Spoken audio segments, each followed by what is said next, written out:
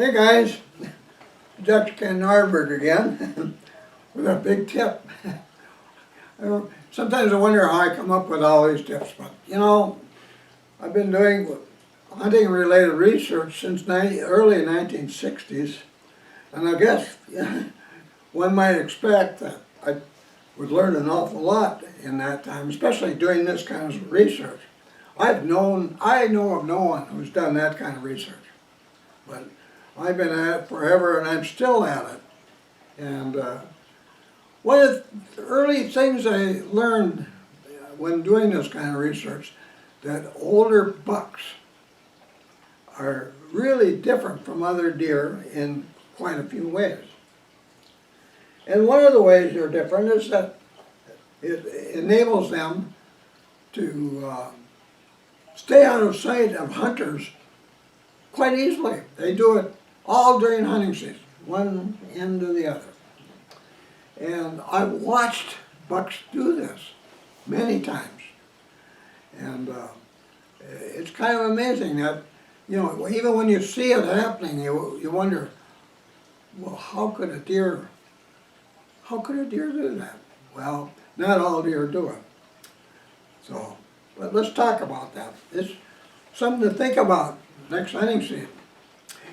I did another study too, getting way back then, and I in an area where we had 15 deer per square mile. That was in Aiken County back in the 60s and 70s and early 80s that I did this study. I discovered that the average hunter walking on foot somewhere, hiking to a stand site or just still hunting or making a drive, the average hunter walks within easy shooting distance of older deer. I'm not talking about fawns and yearlings, of older deer, with whitetails that are 2.5 years of age or older, with an easy shooting range of 8 per mile traveled on foot, without knowing it most of the time.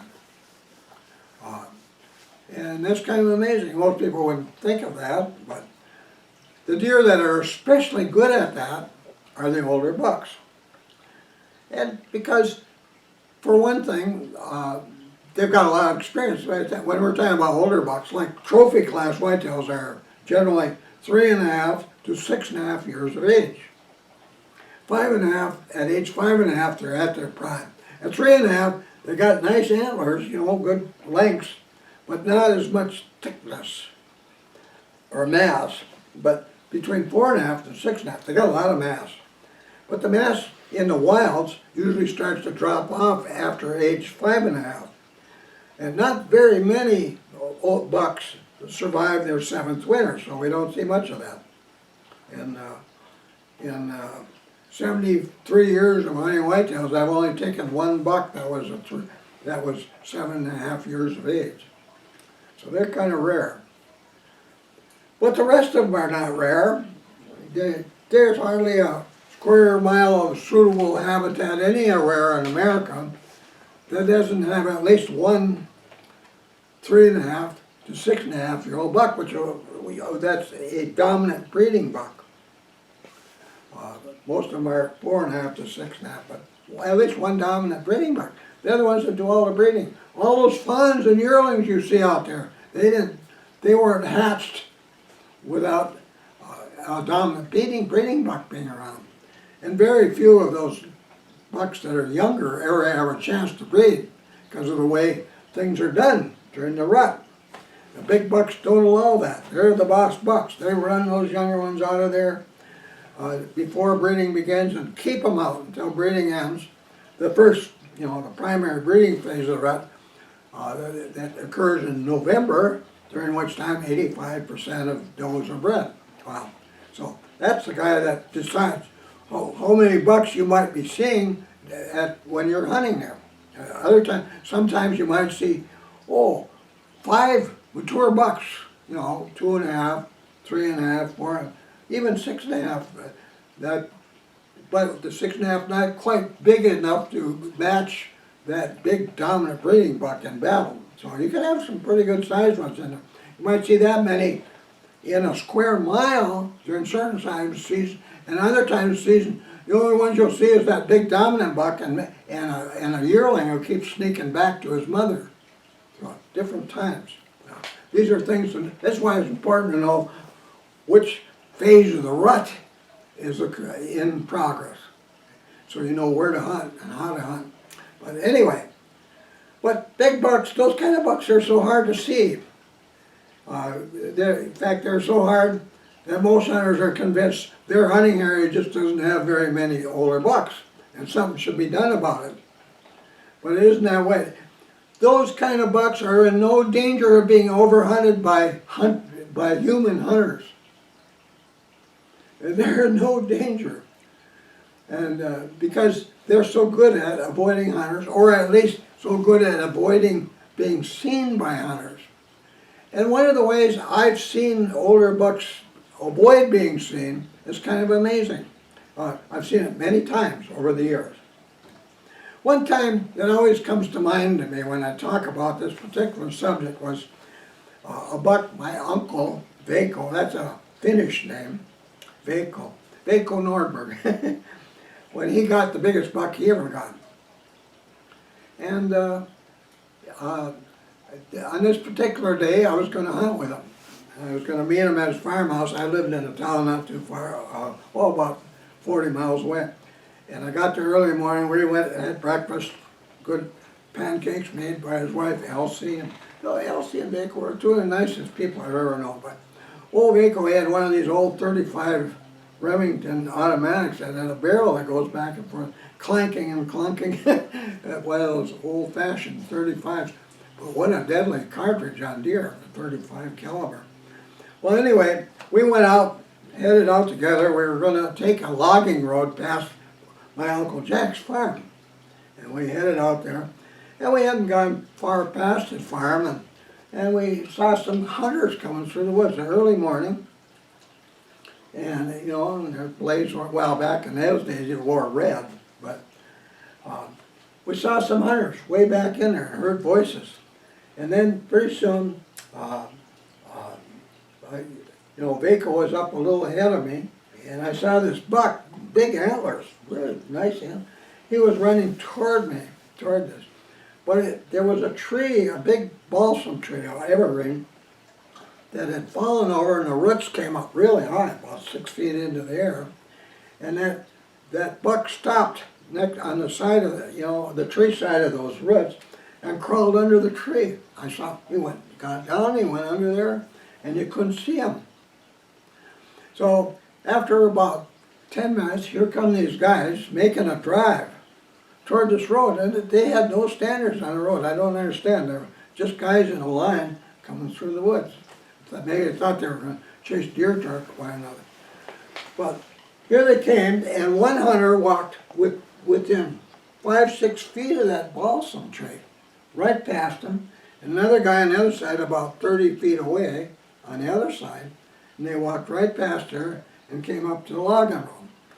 Well, we had a little talk with those guys, explained to them that they were trespassing on private property, and they said, oh, they didn't know that, and they were sorry about that, and so finally they all got together and they went back to the county road and drove away. And but after they left, I was telling my uncle, I said, you know, there's a huge buck under that balsam tree over there where those roots are sticking up. And he said, no, they can't. They walked right by that. Well, they do that all the time. In fact, I think I've mentioned in a previous YouTube seminar about a buck during that, and when I was in the Navy and we were hunting in the Naval Weapons Station near Richmond, Virginia. And I saw a buck go into a patch of woods, maybe 30 outside of this room, all brushy, and this bow hunter were coming out to go and have lunch, and they were walking on both sides of that, same thing. And I told my buddy Pete, to go over there, there's a big buck in that patch there, and these guys all walked by him. And he went over there and he walked around, sort of kept looking at me like nodding his head, and I said, go in there, go in there. So he finally went in there, and out came this big buck. It was, I think it was a 10 player, but big antlers. And they went dashing by, and Oh, it went by about, I'd say 60 yards from where all us other guys, there was a 10 bow hunters. And the arrows were flying all over and clattering through the wind, and nobody came close to hitting them. But that wasn't unusual. That's typical.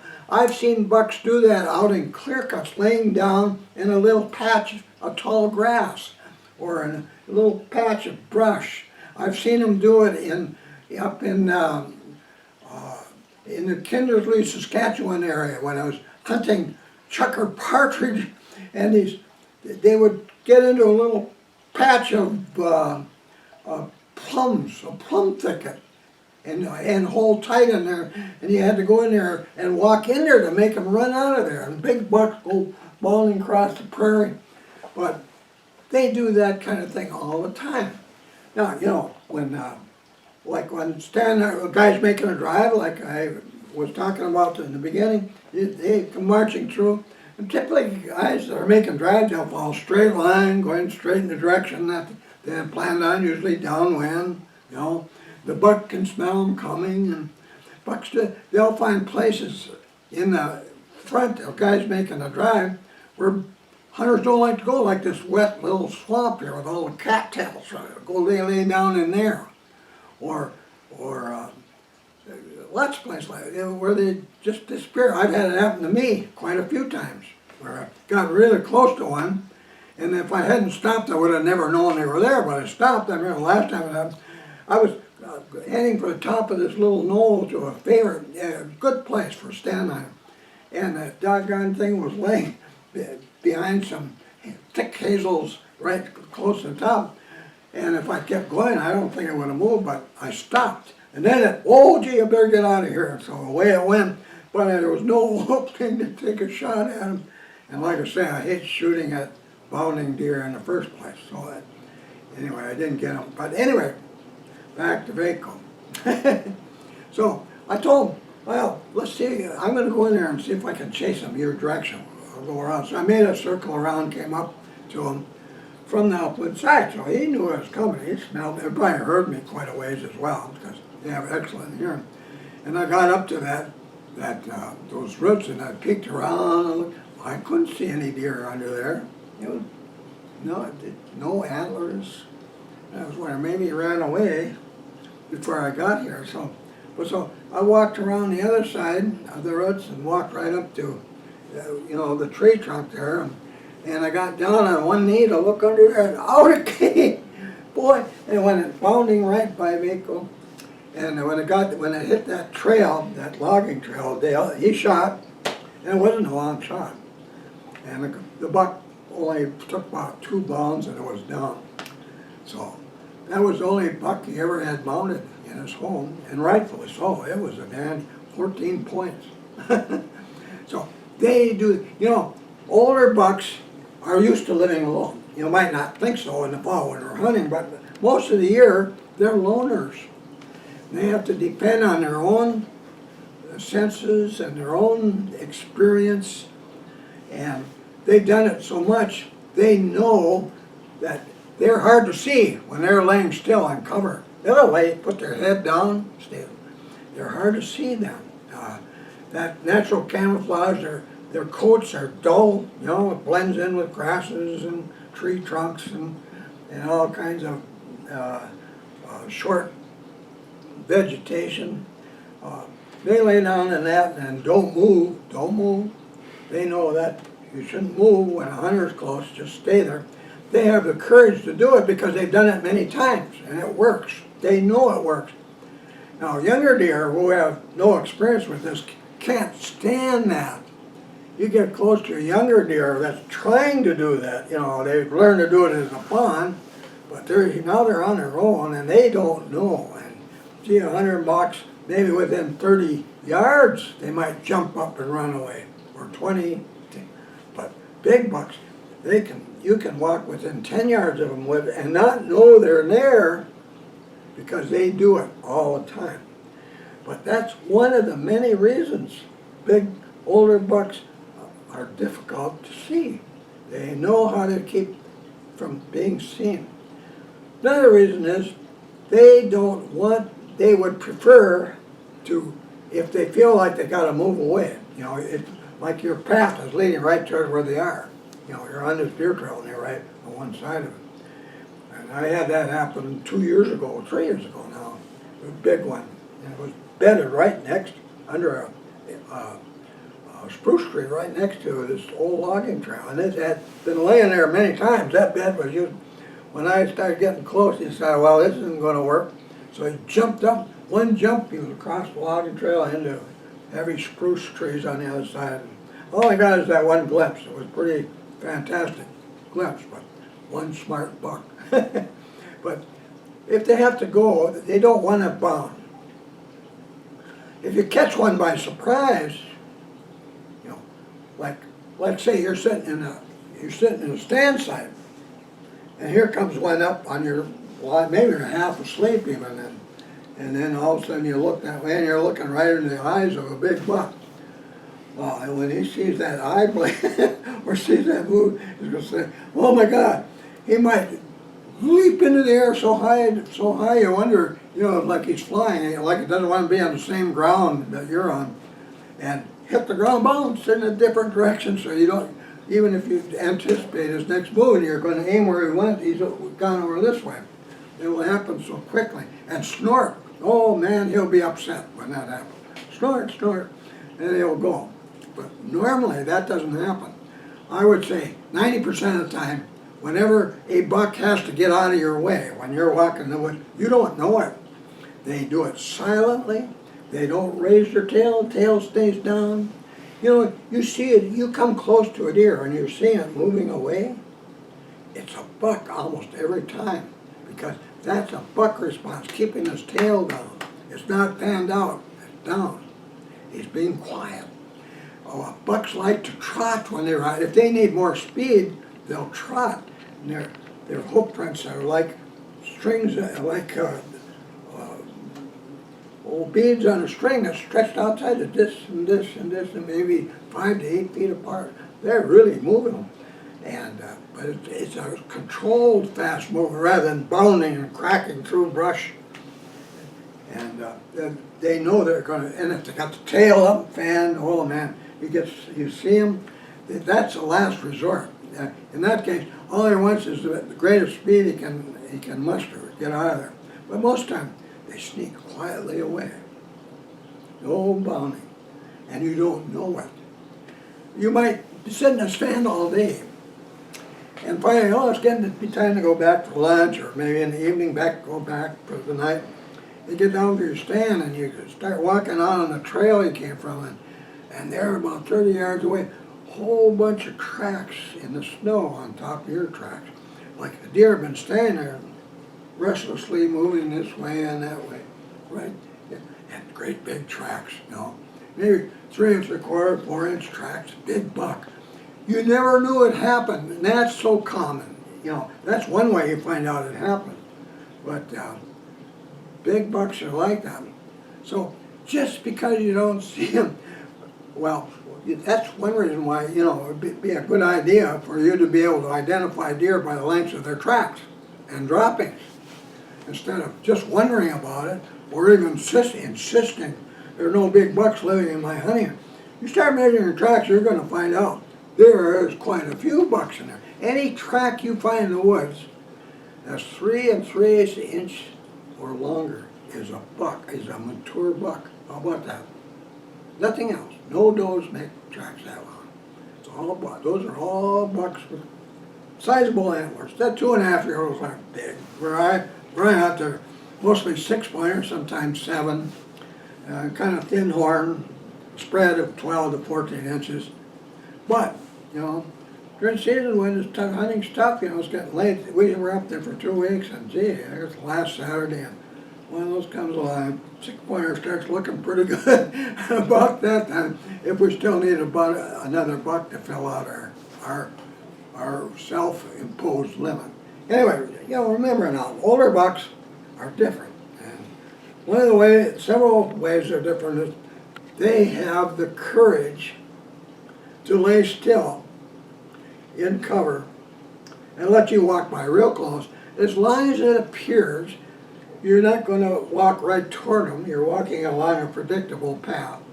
Maybe it's north to south or a deer trail. That's usually the case for a lot of them. You walk along this deer trail, he's laying right over there, it's fine. I'll let him go right by.